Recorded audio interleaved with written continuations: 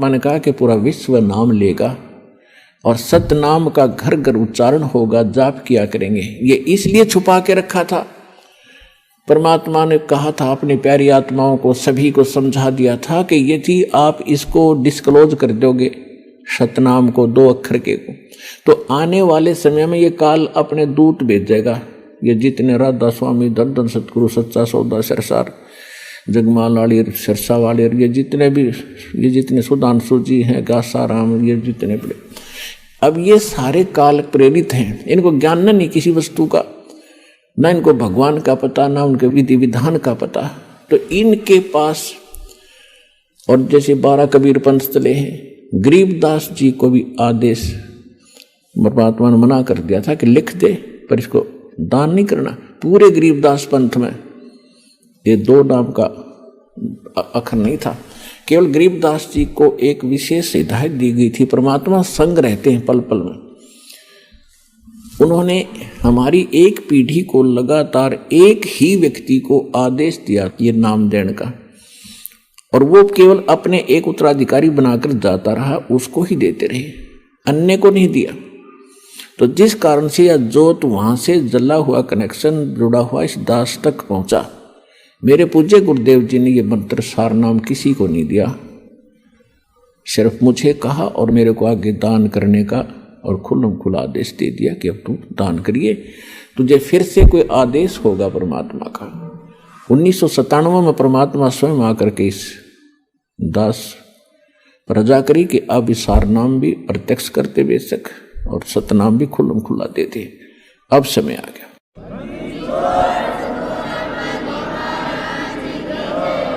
तो पुण्यात्माओं, ये इतना सीक्रेट था, पूरे सिख समाज में इसकी भनक नहीं। सतनाम क्या है, हर सभी गुण गाते हैं, वाहेगुरु सतनाम, वाहेगुरु सतनाम, वाहेगुरु सतनाम। ना सतनाम का पता, क्योंकि नानक साहिब जी सतनाम का जाप करते थे 2 अक्षर के मंत्र का, लेकिन आगे नहीं दिया उन्होंने, क्योंकि वो पक्के भगत थे। उनको मालूम था कि बहुत बड़ी हानि हो जाएगी जब काल के दूतों का यथार्थ ज्ञान और यथार्थ भक्ति मंत्र हाथ लग गया था। जिस कारण से आज दास आपको भिन्नता बता रहा है, सारा ज्ञान समझा रहा है, प्रमाण दिखा रहा है, और अन्य संत क्या मंत्र देते हैं वो भी बता रहा है, और यहाँ आने वाले भक्त भी बताते हैं कि वो उन्होंने ये मंत्र हमें दान किए, जो किसी भी संत या किसी ग्रंथ में प्रमाणित नहीं है। उनको कहते हैं मनमाना आचरण। शास्त्र विधि त्याग कर अपनी मर्जी से की जाने वाली साधनाएं व्यर्थ होती हैं, वो फिजूल की होती हैं, जिस कारण से उनको लाभ नहीं हो रहा था। अब जो प्रसंग चल रहा है हम उसी पर आते हैं। अब स्वामी रामानंद जी परमात्मा की प्रत्येक बात को हृदय में तो महसूस कर रहे हैं कि बोल तो सारी साची रही। तो परमेश्वर ने कहा कि आप साधना क्या करते हो, इष्ट यानी विष्णु जी की उपासना में आप क्या क्या साधना करते हो। स्वामी रामानंद जी ने बताया कि ओम नमो भगवते वासुदेवाय और सहस्रनामा विष्णु जी का, हरे कृष्ण हरे राम राधे राधे श्याम मिला दे, और एकादशी का व्रत भी रखता हूं। परमात्मा ने कहा कि जो मंत्र आप जाप करते हो ये वेद में या गीता में प्रमाणित है कहीं पर। गीता जो है श्रीमद् भगवत गीता 4 वेदों का निष्कर्ष है। वेदों में और गीता जो वेद और गीता जो है ये गॉड गिवन स्पिरिचुअल नॉलेज है, परमात्मा का दिया हुआ अध्यात्म ज्ञान है। और पुराण महाभारत आदि जो सुख सागर हैं ये किसी ऋषि और ब्रह्मा जी का ज्ञान आगे ऋषियों को प्राप्त हुआ।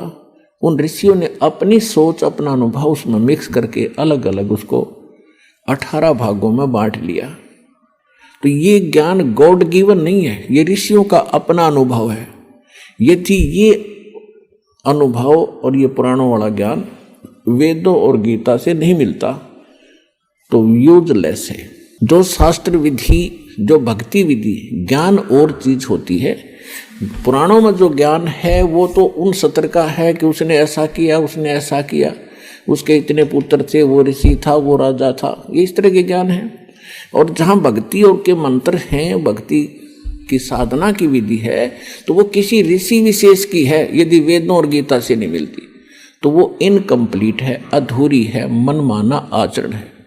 तो परमात्मा ने कहा कि गीता अध्याय नंबर 8 के श्लोक नंबर 13 में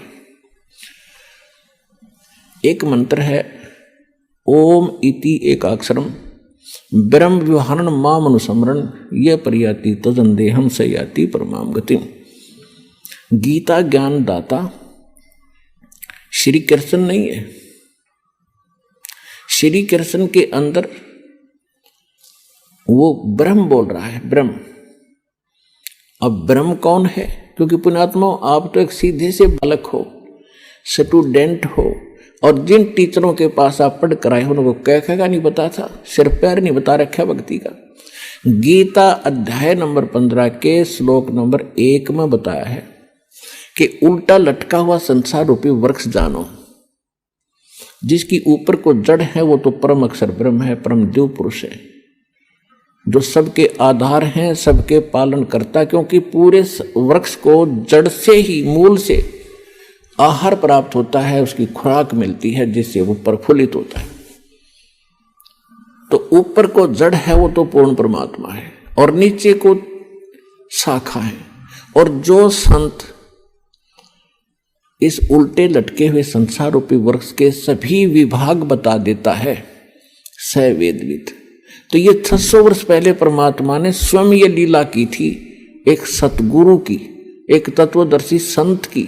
उन्होंने 600 वर्ष पहले कहा था, अक्षर पुरुष एक पेड़ है, सर पुरुष वा की डार। सर पुरुष कहते हैं ज्योत निरंजन काल को, ब्रह्म को।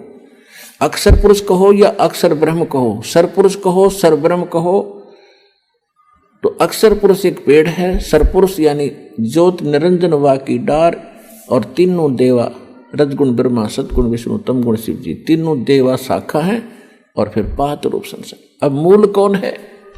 वो जड़ कौन है? अब परमात्मा यहां ऑप्शन छोड़ गए। वैसे तो उन्होंने जगह जगह कहा कि हम ही अलखला हैं, कुतुब गोस और पीर, गरीबदास खालिक धनी हमारा नाम कबीर। लेकिन यहां इस दास के लिए छोड़ दिया, बताने के लिए कि जड़ कौन है? वो परम अक्षर ब्रह्म है। उसका प्रमाण कहाँ है? गीता अध्याय नंबर 15 के श्लोक नंबर 16 और 17 में 3 पुरुष हैं, 16 में है 2 पुरुष। गीता अध्याय नंबर 15 के श्लोक नंबर 16 में 2 पुरुष है, सरपुरुष और अक्षर पुरुष। और ये दोनों नाशवान, और इनके अंतर्गत जितने प्राणी आते हैं वो सारे नाशवान। जीवात्मा तो किसी की भी नहीं मरती, हो तो विषय अलग है। तो सरपुरुष कौन है? अक्षर पुरुष कौन है? सरपुरुष ये ज्योत स्वरूपी निरंजन ब्रह्म है, जो ब्रह्मा विष्णु महेश का पिता है, दुर्गा का पति है। सरपुरुष की जो है केवल 21 ब्रह्मांड है, 21।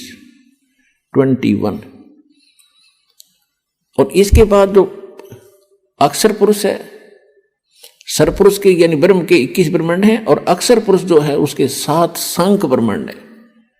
नील पद्म शंख, 7 शंख ब्रह्मांड का स्वामी है। इसको पर ब्रह्म भी कहते हैं। एक तो ये ज्योति निरंजन भी ब्रह्म कहलाता है, और फिर इससे नेक्स्ट ब्रह्म, दूसरा ब्रह्म यानी पर ब्रह्म।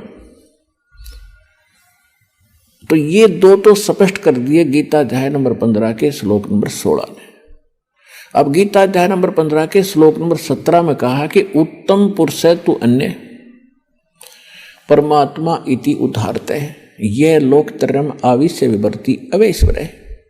उत्तम पुरुष यानी श्रेष्ठ परमात्मा, पुरुषोत्तम, वो पुरुषोत्तम तो कोई और है, सरपुरुष और अक्षर पुरुष से हटकर है, और उसी को परमात्मा कहा जाता है, और जो तीनों लोकों में प्रवेश करके सबका धारण पोषण करता है, वो है अविनाशी परमात्मा। अब वो तीसरे नंबर का परमात्मा उत्तम पुरुष पुरुषोत्तम कौन है, वो स्पष्ट करने के लिए थोड़ा सा और आपको पीछे से लाएंगे। गीता अध्याय नंबर 4 के श्लोक नंबर 34 में कहा है कि अर्जुन, यदि तूने पूर्ण परमात्मा के पाने की और भक्ति मार्ग को यथार्थ ढंग से जानना है, तो तत्वदर्शी संतों के पास जा, वो तत्व ज्ञान रखते हैं। गीता अध्याय नंबर 4 के श्लोक नंबर 32 में कहा कि वो ज्ञान जो है यज्ञों की कंप्लीट यानी संपूर्ण जानकारी, यज्ञ माने धार्मिक अनुष्ठानों की पूर्ण रूप से जानकारी परमात्मा स्वयं अपने मुख कमल से आकर बोलता है, वो तत्व ज्ञान है, उसको सूक्ष्म वेद कहते हैं। यहां अनुवादकर्ताओं ने गीता अध्याय नंबर 4 के श्लोक नंबर 32 में अनुवादकर्ताओं ने जहां इनकी बुद्धि सलप करेगी, फेल होगी, इन्होंने उल्टे अर्थ कर दिए। यहां ब्रह्मणे मुखे शब्द है चौथे अध्याय के 32वें श्लोक में, ब्रह्मणे मुखे मूल पाठ में इन्होंने ब्रह्मणे का अर्थ यहां कर दिया वेद की वाणी में। और गीता अध्याय नंबर 17 के श्लोक नंबर 23 में ये ब्रह्मणे शब्द है, ओम तत्सत इति निर्देश ब्रह्मणे त्रिविध समर्थ है। उसमें लिखा है कि ब्रह्मणे माने सच्चिदानंद घन ब्रह्म यानी पूर्ण परमात्मा के पाने के लिए 3 मंत्र के जाप का निर्देश है, ओम तत्सत। ये 3 पुरुष हैं, 3 भगवान हैं, 3 ब्रह्म हैं।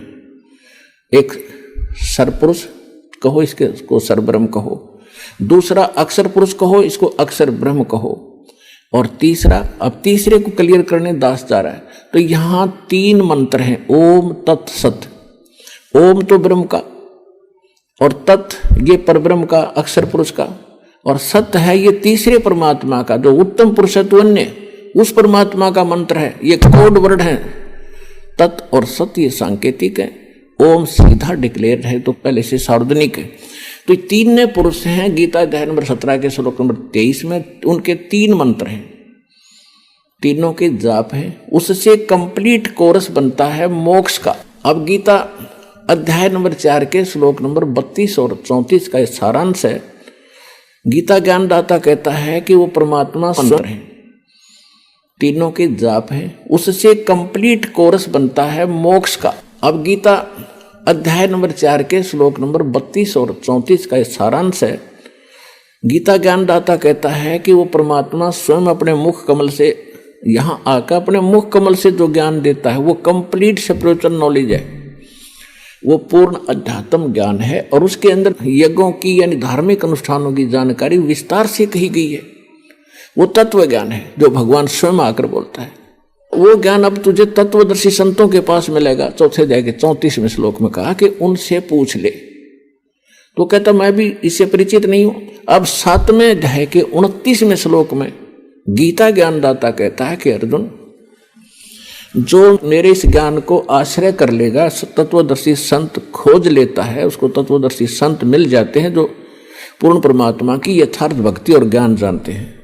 उसके पश्चात उनकी क्या स्थिति होती है कि जरा मरण मोक्षाय यतन्ति ते, जरा मरण मोक्षाय यतन्ति ये ते ब्रह्म तत्विदु कर्षणम अध्यात्म कर्म च अखिलम। जो केवल जरा और मरण से छूटने के लिए, यानी जरा माने वृद्धावस्था का कष्ट, बुढ़ापे का दुख और मृत्यु के कष्ट से जो छूटने का प्रयत्न कर रहे हैं और इस संसार की किसी वस्तु की इच्छा नहीं रखते, उन्होंने इस संसार को असार जान लिया है, तो वो उस तत्ब्रह्म से परिचित हैं और सारे दातम ज्ञान से परिचित हैं और सभी कर्मों से परिचित हैं। वो व्यक्ति जो केवल इस संसार के संसारिक सुखों में, राजपाट के चक्कर में ना पड़ के केवल मोक्ष प्राप्ति, बुढ़ापे का दुख और मृत्यु के दुख से जो छूटने का प्रयत्न कर रहे हैं, वो उस परमात्मा तत्ब्रह्म से परिचित हैं। अब 8वें अध्याय के प्रथम मंत्र में अर्जुन ने पूछा, तो किम तत्ब्रह्म किम अध्यात्म किम कर्म पुरुषोत्तम।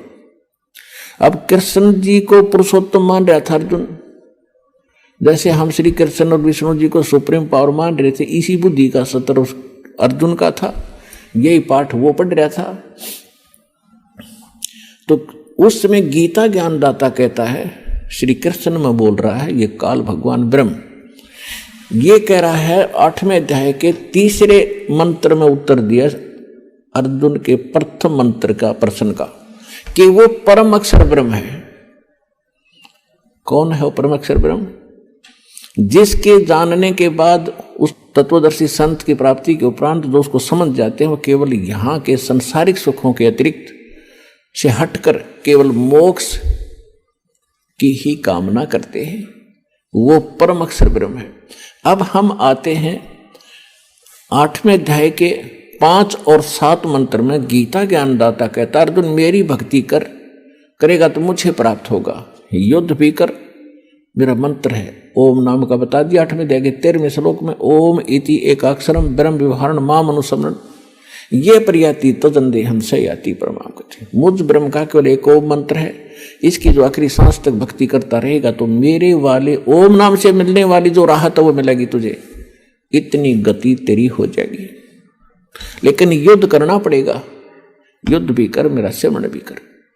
8वें अध्याय के 5 और 7 श्लोक में अपने आत्मा जहां युद्ध करना है वह शांति कहा। गीता अध्याय नंबर 18 के श्लोक नंबर 62 में कहा कि उस परमेश्वर की शरण में जा तो सर्वभाव से, उसकी कृपा से ही तो परम शांति को और सनातन परम धाम को प्राप्त होगा। गीता ज्ञानदाता अपने आप बताता है 2 अध्याय के 12वें श्लोक में, 4 अध्याय के 5 और 9 श्लोक में, 10वें अध्याय के 2 श्लोक में कि अर्जुन तेरे और मेरे बहुत जन्म हो लिए, तू नहीं जानता मैं जानता। इससे सीधा कि जन्म मृत्यु श्री कृष्ण में बोल रहा है, तो भगवान तुम श्री कृष्ण ही मान रहे हो स्वामी जी, तो श्री कृष्ण जी भी जन्म मृत्यु में कहता है। गीता ज्ञानदाता स्वयं कहता मेरी जन्म मृत्यु होती है। तो जब तक जन्म मृत्यु है तो शांति कहाँ? गीता अध्याय नंबर 15 के श्लोक नंबर 4 में कहा कि तत्वदर्शी संत की प्राप्ति के उपरांत परमेश्वर के उस परम पद की खोज करनी चाहिए, जहां जाने के बाद साधक फिर लौटकर कभी संसार में नहीं आते, उनकी कभी जन्म मृत्यु नहीं होती। और केवल उस परमात्मा की भक्ति करो और सब त्याग दो जिसने सब ब्रह्मांडों की रचना की है। अब गीता ज्ञानदाता तो कह रहा स्वामी जी कि किसी और परमात्मा है, उसकी साधना करने से जन्म मृत्यु कभी नहीं होती, और आप स्वयं स्वीकार कर रहे हो कि मैं स्वर्ग जाऊंगा फिर पता नहीं कहां जन्म होगा, तो ये खाक साधना है। फिर क्या समझा आपने सदग्रंथों को, क्या समझा आपने श्रीमद् भगवत गीता को? अब 5 वर्ष का बालक ऐसा मुंह तोड़ जवाब दे रहा है 104 साल के ब्राह्मण को। अहंकार अभिमान इस जीव का सबसे बड़ा दुश्मन है। लेकिन साधु संत भक्त से कहीं भी जन्मे हो, चाहे वो राजा हो या रंक, उनमें तड़फ न्यारी होती है। समय आने पर वो सब त्याग देते हैं जिनके शुभ लक्षण होते हैं, जिनके शुभ संस्कार अधिक होते हैं। अब स्वामी जी सुन रहे हैं, अंदर कलेजा छिल रहा है, ऊपर से ब्राह्मण बने बैठे हैं। अभी अब परमात्मा आगे बता रहे हैं। गीता अध्याय नंबर 15 के श्लोक नंबर 16 और 17 में जो 3 पुरुष बताए, सरपुरुष अक्षर पुरुष, ये 16वें श्लोक में बता दिया। 17वें में उत्तम पुरुष है तो अन्य परमात्मा इति उदाहरत है, यह लोक धर्म अविश्य विवर्ती अवैश्वर है। अब गीता अध्याय नंबर 15 के श्लोक नंबर 1 से इसका लिंक है। ऊपर को जड़ और नीचे को तीनों गुण रूपी शाखा वाला यह उल्टा लटका हुआ संसार रूपी वृक्ष है, जिसकी ऊपर को जड़ है वो तो पूर्ण परमात्मा है, और नीचे को तीनों गुण रजगुण ब्रह्मा सदगुण विष्णु तम गुण शिव जी रूपी शाखा है। तो परमात्मा ने स्वयं आकर बताया था कि अक्षर पुरुष एक पेड़ है, सरपुरुष यानी ज्योत निरंजन वा की डार, और तीनों देवा शाखा है, ये पात्र रूप संसार। अब ये दास बता रहा है कि जो जड़ है वो परम अक्षर ब्रह्म है। गीता अध्याय नंबर 8 के श्लोक नंबर 3 वाला वो परम अक्षर ब्रह्म है। वो परम अक्षर पुरुष कहो, परम अक्षर ब्रह्म कहो। और गीता अध्याय नंबर 15 के श्लोक नंबर अब 17 पर आते हैं। उत्तम पुरुष है तो अन्य परमात्मा इति उदाहरत है, यह लोक धर्म अविश्य विवर्ती अवैश्वर है। उत्तम पुरुष, पुरुषोत्तम यानी श्रेष्ठ भगवान, जिसको परमात्मा कह सकते हैं, कहा जाता है, जो वास्तव में अविनाशी है, जो सबका धारण पोषण करता है, सबके तीनों लोकों में प्रवेश करके सबका धारण पोषण करता है, वो अविनाशी परमात्मा है।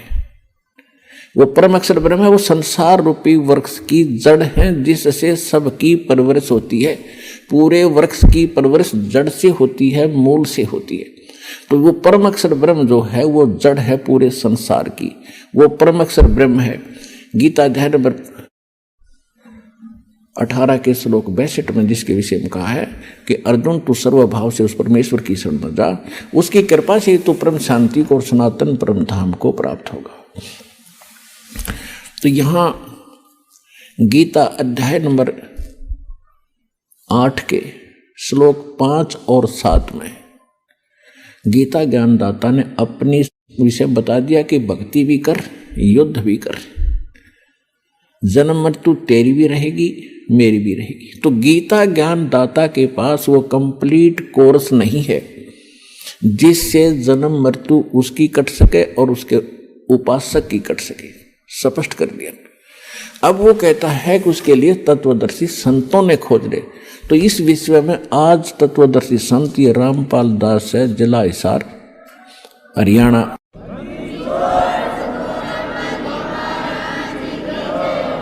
अब किसी का भ्रम ना रहना चाहिए। देखो, एक 1000 का नोट है, उस पर लिखा है कि मैं धारक को 1000 रुपये देने का वायदा करता हूं। दास पे लिखा नहीं है, दास बोल सकता है कि मैं उपासक को सर्व सुख और पूरा कंप्लीट मोक्ष देने का वायदा करता हूं जब नियम में रहोगे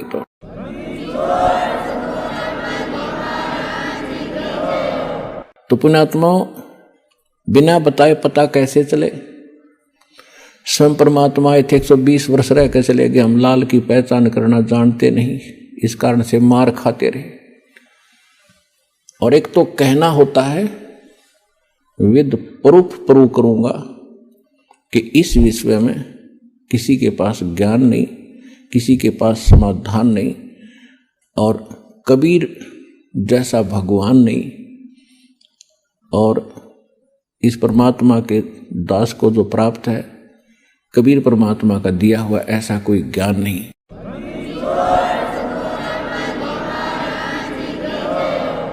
अब जो प्रसंग चल रहा है कि गीता ज्ञान दाता भी जन्म मृत्यु में, उसका उपासक भी जन्म मृत्यु में।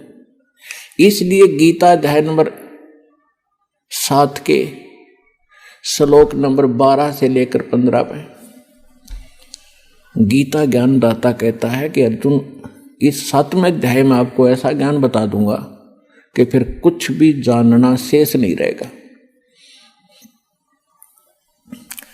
इसमें क्या बताया है कि तीनों गुणों से जो हो रहा है, रजगुण ब्रह्मा से, सतगुण विष्णु से, तमगुण शिव जी से। रजगुण ब्रह्मा से उत्पत्ति, सतगुण विष्णु जी से सतीथि, और तमगुण शंकर जी से संहार दोहरा। इसका निमित्त कारण मैं ही हूं। प्रसंग थोड़ा सा रह गया बीच में।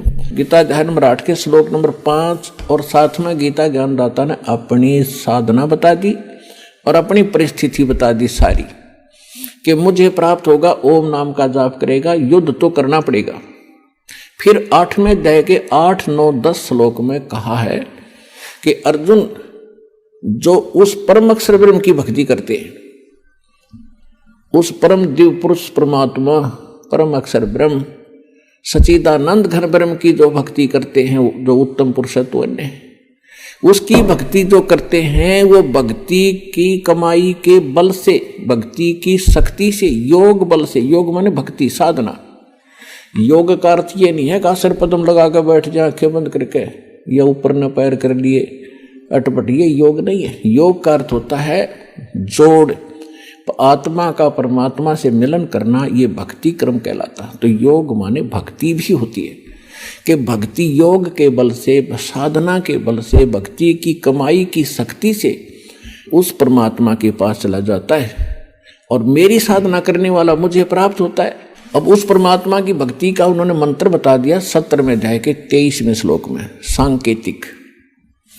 ओम तत् सत इति निर्देश ब्रह्मण तिर्विद समर्थ है, यानी सच्चिदानंद घन ब्रह्म के पाने का 3 मंत्र का जाप है, नथिंग एल्स, इसके अतिरिक्त कुछ नहीं। ओम ब्रह्म का, सरपुरुष का। अब फिर आइए गीता अध्याय नंबर 15 के श्लोक नंबर 16 और 17 पे। इसमें 3 पुरुष हैं, एक सरपुरुष, एक अक्षर पुरुष, और तीसरा जो आपको सिद्ध कर दिया 8वें अध्याय के 3 श्लोक से, परम अक्षर ब्रह्म कहो, परम अक्षर पुरुष कहो। तो ओम जाप है ब्रह्म का, सरपुरुष का, जो 21 ब्रह्मांड का स्वामी है, और जो तत् है ये है अक्षर पुरुष का, जो 7 संग ब्रह्मांड का स्वामी है, जिसको पर ब्रह्म, नेक्स्ट ब्रह्म भी कहते हैं। ये सांकेतिक है, ये इस दास के पास है, कोड वर्ड है ये। और सत भी कोड वर्ड है, सांकेतिक शब्द है। ये है परम अक्षर ब्रह्म के मंत्र जाप करने का। इसको सार शब्द भी कहते हैं, इसको सार नाम भी कहते हैं, इसको सार शब्द कहते हैं, आदि नाम कहते हैं, इसको विधेय नाम भी कहते हैं। वो मंत्र हटके है, ये सत नहीं है, ये कोड वर्ड है। तो इस प्रकार वो तीसरा जो मंत्र है वो सार नाम है, उसको आदि नाम, आदि विधेय नाम और सार शब्द भी कहते हैं। तो अब जो 3 मंत्र का जो जाप है उस परमात्मा के पाने का, अब ओम तो ब्रह्म का सबको पता है, गीता ज्ञानदाता ब्रह्म है, श्री कृष्ण जी में बोल रहा है। वो खुद कहता 8वें अध्याय के 13वें श्लोक में कि ओम इति एकाक्षरम ब्रह्म व्यवहारण माम अनुसमरण। माम माने मुझ, ब्रह्म माने ब्रह्म का, मुझ ब्रह्म का, यह एक ओम मंत्र है और कुछ नहीं, बस इति यही। और अंतिम सांस तक जो इसका जाप करता हुआ शरीर त्याग कर जाता है तो ओम से मिलने वाली परमगति को प्राप्त होता है। ओम की परमगति क्या है, ओम से क्या उपलब्धि होगी? ब्रह्मलोक में जागा, ब्रह्मलोक में। श्रीमद् देवी भागवत 7वां स्कंध 562 और 63 पृष्ठ पे स्वयं देवी जी कह रही है, हिमालय राजा को ज्ञानोपदेश कर रही है और ब्रह्म का स्वरूप बता रही है कि उस ब्रह्म का ओम नाम है। ओम नाम का जाप कर हृदय से उसको पाने का उद्देश्य रख और फिर वहां चला जाएगा, ब्रह्मलोक को प्राप्त होगा।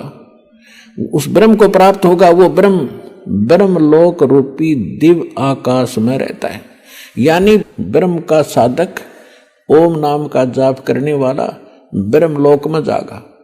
वो ब्रह्म की साधना करा, सरपुरुष की, 21 ब्रह्मांड के स्वामी की, काल की साधना करा है। गीता अध्याय नंबर 8 के श्लोक नंबर 16 में कहा है कि ब्रह्मलोक में गए हुए प्राणी भी पुनरावृत्ति में उनकी जन्म मृत्यु सदा बनी रहेगी। वो ये स्पष्ट कर ही चुका है कि अर्जुन तेरे और मेरे बहुत जन्म हो चुके, तू नहीं जानता मैं जानता हूं। अपन आत्माओं अब आम वर्द हो गए, आम पढ़ने लग गए, जब हमारी एज के तकरीबन शिक्षित हैं, और नहीं तो आजकल अक्षर ज्ञान वैसे भी करा दिया बुड्ढों को सरकार ने प्रौढ़ शिक्षा के माध्यम से। और आज 90% बल्कि 95% बच्चे इंटेलिजेंट हो चुके हैं। अब दास आपको ये सदग्रंथ पढ़ा रहा है, आप समझने योग्य बनाए भगवान ने पहले, और फिर ये ऐसे इंस्ट्रूमेंट दिए, टीवी चैनल परमात्मा ने बनवाए, इंटरनेट बनवाया, प्रोजेक्टर बनवाए, और ये इलेक्ट्रॉनिक मीडिया मालिक ने दिया। अभी तक तो ये मीडिया वाले इसका दुरुपयोग कर रहे हैं भगवान की दी हुई वस्तु का। ये सारा दिन अटपट दिखावें, गंदी फिल्म दिखावें, झूठी साची खबर फैलावें, और जब इनकी बुद्धि ठिकाना आवेगी, जब इनको झटके देगा मालिक, तो जनता जागेगी। सुबह उठते हैं बकवास दिखावें टीवी में, सामने सो जा बकवास देखे, राम नाम का कि तो जिक्र नहीं। ये संसार बिगाड़ दिया, सभ्यता खराब कर दी इन्होंने। तो अब धीरे धीरे लोग उन पर प्रेशर देंगे, बकवास बंद करो और बढ़िया बात भगवान की चलाओ, बच्चों का भी भविष्य उज्जवल हो और हमें भी चैन की सांस आवे। एक तो राम नाम की कथा सुने, सुबह उठते हैं किसी टीवी चैनल पे और सुनते हैं तीन अन्य नकलियों की अटपट बक बक, सिर ना पैर उनका, ना को परमात्मा की कथा, परमात्मा की वाणी सुन ले तो हृदय में कसक होती है। ये सारा दिन अटपट करे, सैकड़ों संत, सैकड़ों चैनल बना दिए। तो जब तक आत्मा को उसका असली आहार नहीं मिलेगा या उठ नहीं सकती, उभर नहीं सकती, और वो उभारने का तरीका परमात्मा की वो वाणी सूक्ष्म वेद वाली इसको मिले, और वो उस वाणी का फिर बोलने वाला अधिकारी हो।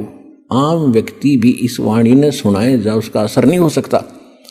उदाहरण के लिए जैसे एक राजा था, उसकी रानी धार्मिक थी, गुरु बना रखा था, उसने पता था गुरु बिन मोक्ष नहीं होता, पिछले संस्कार थे। राजा इस बात का विरोधी था कि गुरु बनाने की क्या आवश्यकता, भक्ति घर पे भी कर सकते हैं, गुरु से उपदेश लेना क्या जरूरी है। लेकिन वो अपनी पत्नी को विवश नहीं कर सकता था, कुछ धार्मिकता उसके अंदर भी शेष थी। तो उसने एक दिन अपनी पत्नी से कहा कि मैं आपके गुरुजी से 2 बात करूंगा, मेरे प्रश्न का उत्तर देगा वो। उसकी पत्नी ने कहा कि सब बच्चा से बात करिए, मेरे गुरुजी से आपको सब उत्तर देंगे। उसके साथ उनके आश्रम में चले गए अपनी पत्नी के साथ। अब राजा ने जाति प्रश्न किया कि महाराज, आप जो जनता को भ्रमित कर रहे हो कि गुरु नाम दे तभी बात बने, राम राम तक घर बैठ के भी कर ले, कोई कर ले, इसमें क्या दिक्कत आती है? आप लोगों ने तो अपनी रोजी का जीविका बना रखी है दुनिया को भ्रमित करके। अपने आत्माओं परमात्मा जगह जगह आते रहते हैं, अपनी प्यारी आत्माओं को समझाते रहे हैं। कहीं भी जाकर वो किसी साधु संत के रूप में कुछ दिन रहते थे, फिर चले जाते थे। वहाँ जो पुण्य आत्मा होती थी वो आ जाती थी, उनसे आशीर्वाद से धर्म पुण्य करवा कर उनको चार्ज कर जाते थे। इस समय के लिए वो भक्ति को जीवित रखना चाहते थे। तो परमात्मा यानी उस संत जी ने कहा कि राजन, एक विस्तार के साथ आपको बताना पड़ेगा। अब 2 शब्दों में इसका उत्तर मैं दे नहीं सकता, और मुझे और भी बहुत भगत बैठे, इनसे मिलना है। मैं कभी आपके घर आऊँगा तब इसका उत्तर दूंगा। राजा ने सोचा, और अच्छा वहाँ आराम से इसका मगज चाटूंगा, वहाँ जाएगा तो अच्छी बात है, ठीक है जी। समय बता दिया कि उस दिन आऊँगा, तीसरे दिन, और इस समय आऊँगा। अब राजा इंतजार कर रहा था, और रास्ते में पहरेदारों उन जो खड़े थे सैनिक अंगरक्षक, उनको बोल दिया था कि साधु आएंगे, उनको आने देना, रोकना नहीं। स्वयं सिंहासन पर विराजमान होकर बैठा था, सामने आसपास मंत्री खड़े थे, सैनिक अंगरक्षक खड़े थे राजा के। अब ज्यों ही संत जी वहां राजा के पास पहुंचे, वहां सैनिक खड़े थे, सिपाही खड़े थे। उन सिपाहियों से संत ने कहा कि इसे अरेस्ट कर लो, इसको गिरफ्तार करो। किसको? राजा को। राजा की तरफ संकेत कर रहा था कि सैनिकों, इसे गिरफ्तार करो। एक बार कहा, राजा ने सोचा वैसे मजाक कर रहे हैं। दूसरी बार सीरियसली कहा तो राजा ने सोचा ये तो भी बकवाद कर रहा है। तो राजा ने कहा कि सैनिकों, इसको अरेस्ट करो। इतना ही कहा था, सैनिकों ने, सिपाहियों ने उस महात्मा को चारों तरफ से जकड़ लिया। अगले आदेश की इंतजार कर रहे थे कि इसका क्या करें।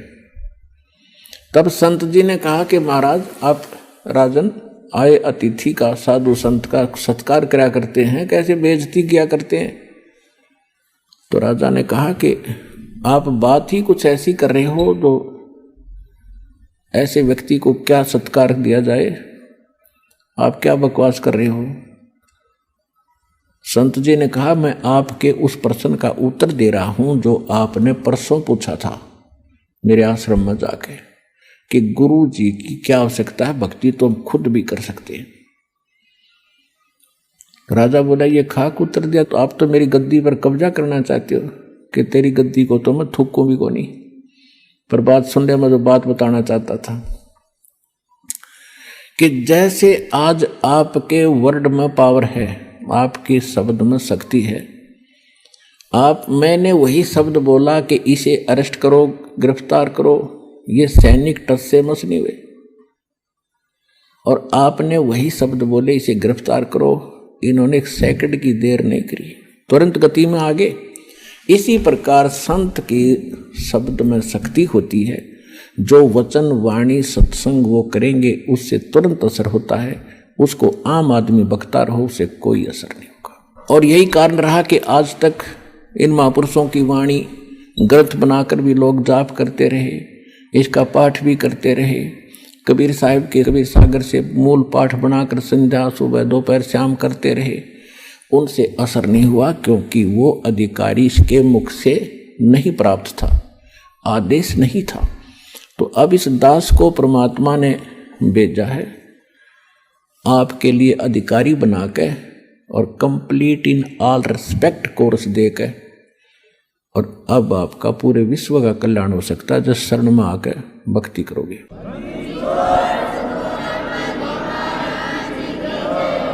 तो प्रसंग चल रहा है कि ऐसे इस दास से प्राप्त मंत्र के लेने से फिर आपको विशेष लाभ होगा और तभी ये आपकी भक्ति और आपके रोग, आपके संकट, आपके निवारण होंगे। करेगा भगवान, कबीर साहब करेंगे, लेकिन नियमत आज इस दास को बना रखा है। इसके अतिरिक्त कोई और नकली अपने आप कोई संत महंत बनकर ये मंत्र देने लगेगा, वो इस मानव समाज का जबरदस्त शत्रु समझ लेना। अपना जीवन नाश करेगा और 10, 20, 100, 200 और डुबो देगा। तो ऐसे व्यक्तियों से भी आपने सतर्क रहना है। अधिकारी के बिना कोई भी सिंपल आप देख लो, अपने रोज प्रतिदिन के जीवन में देख लो, अनधिकारी से कोई भी आपका सर्टिफिकेट भी अटेस्टेड है वो भी कामयाब ना करे, वो भी काम नहीं दे। और हम तो एक इतने अनमोल जीवन के साथ सौदा कर रहे हैं और इसको ऐसे सहज में ले रखा हमने, क्योंकि हम इससे परिचित नहीं हैं। हम उसी प्रसंग पर आते हैं कि गीता अध्याय नंबर 8 के श्लोक नंबर 16 में कहा है कि ब्रह्मलोक में गए फिर प्राणी भी फिर जन्म मृत्यु में आते हैं, उनका मोक्ष नहीं होता। तो इतनी सिद्ध हुआ कि गीता ज्ञान दाता की भक्ति करने वाला जो ओम नाम के जाप को सर्वश्रेष्ठ मानकर आज तक ये ऋषि मैं ऋषि मानते रहे, ओम नाम सबसे बड़ा, इससे बड़ा ना कोई, ओम नाम का जाप करे तो शुद्ध आत्मा हुए। हमने ये लोक वेद सुन रखी थी, दंत कथा, और उसी पर आरूढ़ थे। अब ओम तो बहुत नियमन सत्र का जाप है इस मोक्ष मार्ग में, लेकिन ये व्यर्थ नहीं है। कई नकली कबीरपंथी कहते हैं कि हम न तो ओम जाप की सलाह देते न सोहम की देते, ये तो काल के जाप हैं। वो जाप क्या देते हैं? सतनाम सतगुरु, या 5 नाम देते हैं, अजर नाम, अमी नाम, अमर नाम, पाताले सिंधु नाम, जी हंस का काम। ये तो पूरी आरती घोट रखी है, ये कोई मंत्र है? तो पुण्यात्माओं, जब तक संत नहीं मिलेगा, सतगुरु नहीं मिलेगा, जीव कल्याण नहीं हो सकता। अब 17वें अध्याय के 23वें श्लोक में स्पष्ट करी थी आप गीता ज्ञान दाता ने कि उस सच्चिदानंद घन ब्रह्म के पाने के लिए 3 मंत्र के जाप का विधान है, उसका निर्देश है। निर्देश का अर्थ है कति डिसीजन, फाइनल डिसीजन, ये फाइनल ऑर्डर है और कोई नहीं इसके बाद।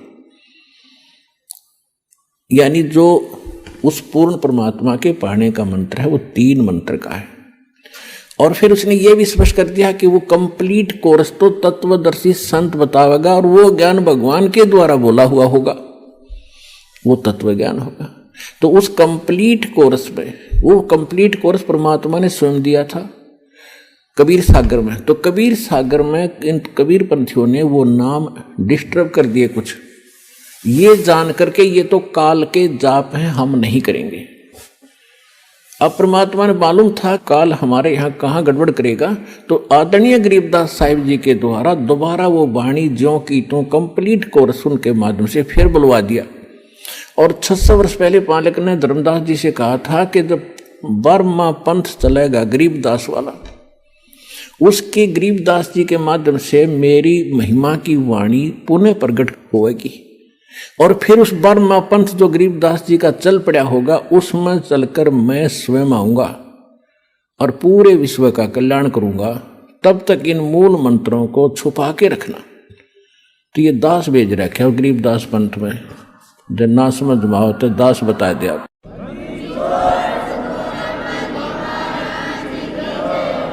तो अब उस परमात्मा ने वो कंप्लीट कोर्स दे रखा। प्रथम आपको 7 मंत्र दिए जाते हैं। पहले मालिक ने ये 5 नाम दिए थे।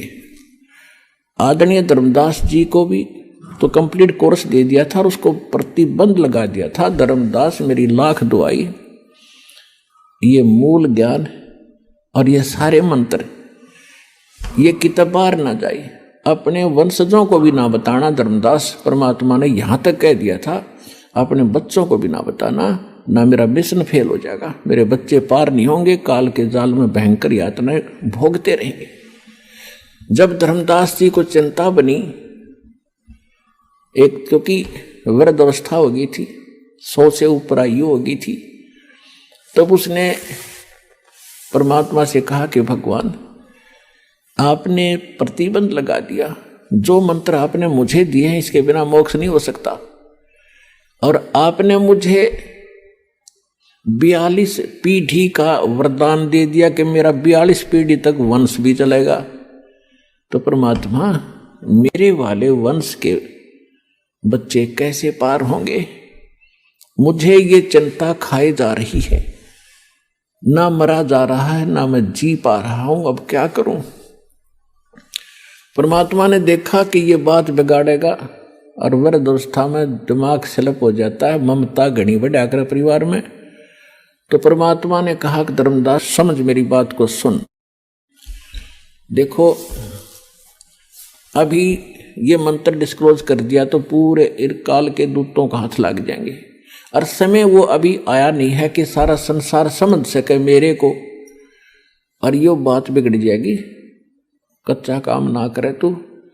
और सुन मेरी बात, ये 12 पंथ काल के चलेंगे, और तेरे पंथ में अगर तने नाम दे दिया सच्चा तो छठी पीढ़ी में जो तेरी छठी पीढ़ी होगी उसने एक काल का दूत भ्रमित करेगा, और वो ये कहेगा कि ये जाप क्या खाक जाप कर रहे हो तुम, ये देवताओं के जाप करते हो। जैसे दास ने आपको 7 नाम दिए हैं, पहले मालिक ने 5 नाम दिए थे, और वो इसको भ्रमित कर देगा, और तेरे आगे जाने वाले वंशजों के पास तो वो नाम फिर भी ना पहुंचे, लेकिन ये बिखर जाएंगे, भांडा फूट जाएगा, हमारा भेद खुल जाएगा। फिर धर्मदास फिर चिंतित हुआ, दाता फिर कैसे बात बनेगी कि बर्मा पंथ में गरीबदास आवेगा, उसके द्वारा मैं उसको मिलूंगा, उसको दोबारा फिर यो ज्ञान कंप्लीट बोलूंगा, उसको परिचित कराऊंगा, वो अपने मुख कमल से बोलेगा, मैं उसमें फीड कर दूंगा, डाल दूंगा। तो और फिर उसके बाद मैं आऊंगा उससे पंथ में उस ज्ञान को सुलझाने और समझाने के लिए। तब तक लोग पढ़ते रहेंगे गरीबदास पंथ के, उनके समझ में नहीं आओगी अब वास्तविकता क्या है। तो तब पूरा विश्व नाम लेगा जब 5505 वर्ष बीत जाए कलयुग के, तब यह मेरी बात सत्य होगी। तब तक ये लोग न सोचेंगे वैसे निराधार बातें कबीर सागर में लिख रखी। तो उस समय सारा संसार नाम लेगा, पूरा विश्व पार करेगा। मेरे सब बच्चे हिंदू मुस्लिम सिख ईसाई ये सब मेरे बच्चे हैं। काल ने इन्हें विभाजित कर दिया, आपस में लड़ा लड़ा कर मार रहा है। मैं इन सब को फिर एक करूँगा, ऐसा ज्ञान दूंगा प्रमाणित। धर्मदास तू चिंता ना करे, जब सारा संसार पार होगा तेरे 42 वंश भी पार हो जाएंगे। तब उसको शांति हुई। फिर परमात्मा ने देखा कि ये तो बात बिगाड़ेगा, उसको प्रेरणा की, धर्मदास जी को प्रेरणा की कि भगवान मुझे अपना वो स्थान दिखाओ जहां बैठकर आपने समुद्र को रोका था, जो जगन्नाथ के मंदिर जो पुरी में बना है, आपने बचाया था समुद्र से, जो 4 5 6 बार उसको तोड़ दिया था। तो वो स्थान देखना चाहूँ, तो वहां ले गए भगवान उसको। वहां जाकर सब परिचित कराया कि बोल तू सतलोक जाना चाहता है? कहाँ जी सतलोक जाना चाहता। तो भाई तेरे नाम में दोष आ गया, तेरी ममता बच्चों में बड़गीर, तूने मेरी बात का अवहेलना करने की सोच रखी थी। तूने सोच रखा था कि परमात्मा चले गए, पीछे तो नाम दे दूंगा। हाँ जी, नो की नो सोच रहा था।